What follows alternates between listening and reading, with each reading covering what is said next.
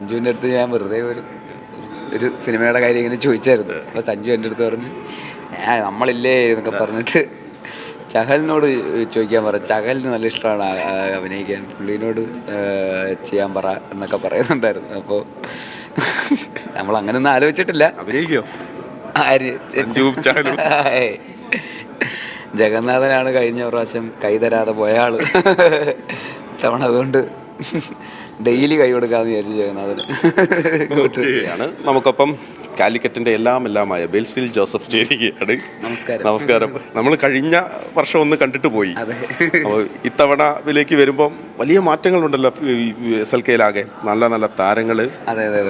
അല്ല, കഴിഞ്ഞ കൊല്ലം നമ്മൾ ഓൾറെഡി കപ്പ് ജേതാക്കളാണല്ലോ. അപ്പോൾ അത് ആ റെപ്യൂട്ടേഷനും ആ ഒരു പ്രതീക്ഷയും നിലനിർത്തുക എന്നുള്ളത് വളരെ ഇമ്പോർട്ടൻ്റ് ആണ്. പക്ഷെ മാനേജ്മെൻറ്റ് ഏറ്റവും one of the best management's തന്നെയാണ് ഇപ്പോൾ കാലിക്കറ്റ് FC ഭാഗമായിട്ടുള്ളത്, ഈ പറയുന്ന IBS ഗ്രൂപ്പ് എന്ന് പറയുന്നത്. അപ്പോൾ അവരും വളരെ നല്ല രീതിയിലുള്ള സ്കൗട്ടിങ്ങും അണ്ടർ 21 പ്ലെയേഴ്സിനൊക്കെ ഒരുപാട് ഓപ്പർച്യൂണിറ്റീസ്, പുതിയ പ്ലേയേഴ്സിനെയൊക്കെ കണ്ടുപിടിക്കാനൊക്കെ ഉള്ളൊരു എഫേർട്ടൊക്കെ അവർ നന്നായിട്ട് ചെയ്യുന്നുണ്ട്. നല്ല കോച്ചസിനെ കൊണ്ടുവരിക, ഇൻ്റർനാഷണൽ പ്ലേയേഴ്സിനെ കൊണ്ടുവരിക, ലോക്കൽ പ്ലേയേഴ്സിനെ നന്നായിട്ട് സപ്പോർട്ട് ചെയ്യുക.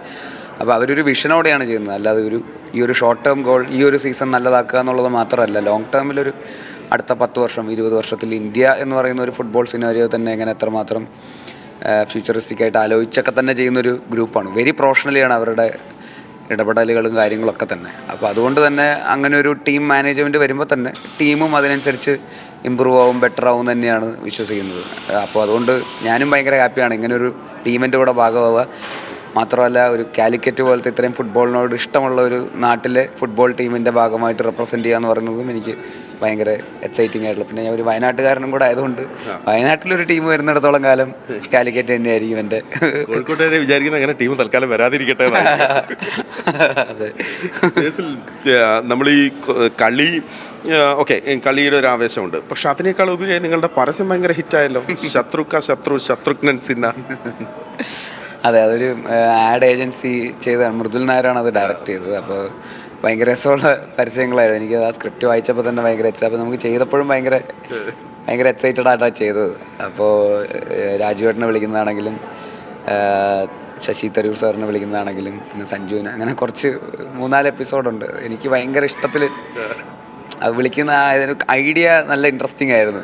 അപ്പോൾ ചെയ്യാനും ഭയങ്കര രസമായിരുന്നു. അതേ ഫീഡ്ബാക്ക് തന്നെയാണ് ഇത് ഇറങ്ങിയപ്പോഴും വന്നത്. അത് എന്തായാലും അത് സൂപ്പർ ലീഗ് കേരളയ്ക്ക് അതൊരു ഗുണം ചെയ്യുമെന്നുള്ളതിൽ ഒരുപാട് സന്തോഷം. കാരണം ആ ഒരു വിസിബിലിറ്റി ഭയങ്കര അത്യാവശ്യമാണല്ലോ. ഇങ്ങനത്തെ ഒരു ലീഗ് ഇപ്പോൾ ജസ്റ്റ് 2ാം സീസണേ ആയിട്ടുള്ളൂ, ഒരു സീസണേ കഴിഞ്ഞിട്ടുള്ളൂ. ഫസ്റ്റ് സീസൺ ഭയങ്കര ഹിറ്റായിരുന്നു. പക്ഷേ സെക്കൻഡ് സീസൺ ഈവൻ അതിലും വലുതാവണം എന്നുള്ളതൊരു അംബിഷനാണല്ലോ. പോകുന്തോറും കേരള എന്ന് പറയുന്ന പോലത്തെ ഫുട്ബോളിന് ഇത്രയും ഫ്യൂച്ചറുള്ള, ഓൾറെഡി ഫുട്ബോൾ ഒരു ഹിസ്റ്ററി കൾച്ചറിൻ്റെ ഒക്കെ ഭാഗമാണ്.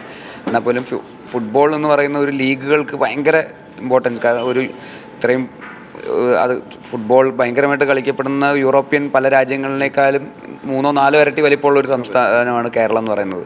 അപ്പോൾ അവിടെ കിട്ടുന്ന വിസിബിലിറ്റിയേക്കാളും ചിലപ്പോൾ ഫാൻ ബേസ് ഒക്കെ ഇവിടെ ഉള്ളതുകൊണ്ട് ഇവിടെ അതിനുള്ള സാധ്യതകൾ ഭയങ്കരമാണ്.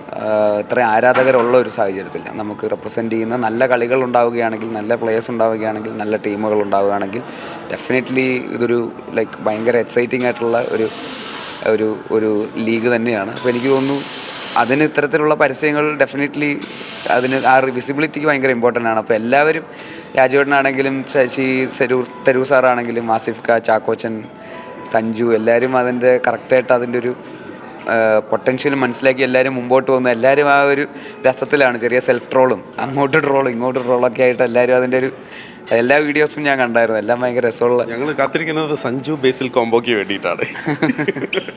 അതിൻ്റെ രസമാണ് ആക്ച്വലി. നമ്മൾ കഴിഞ്ഞ തവണ കൊച്ചിയുടെ ടീമിൽ നിന്ന് കുറച്ച് താരങ്ങൾ നിങ്ങൾ റാഞ്ചി, അജ്മലിനെ റാഞ്ചി.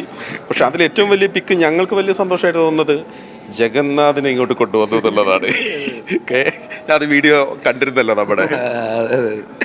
ജഗന്നാഥനാണ് കഴിഞ്ഞ പ്രാവശ്യം കൈതരാതെ പോയ ആള്. തവണ അതുകൊണ്ട് ഡെയിലി കൈ കൊടുക്കാമെന്ന് വിചാരിച്ചു ജഗന്നാഥന്.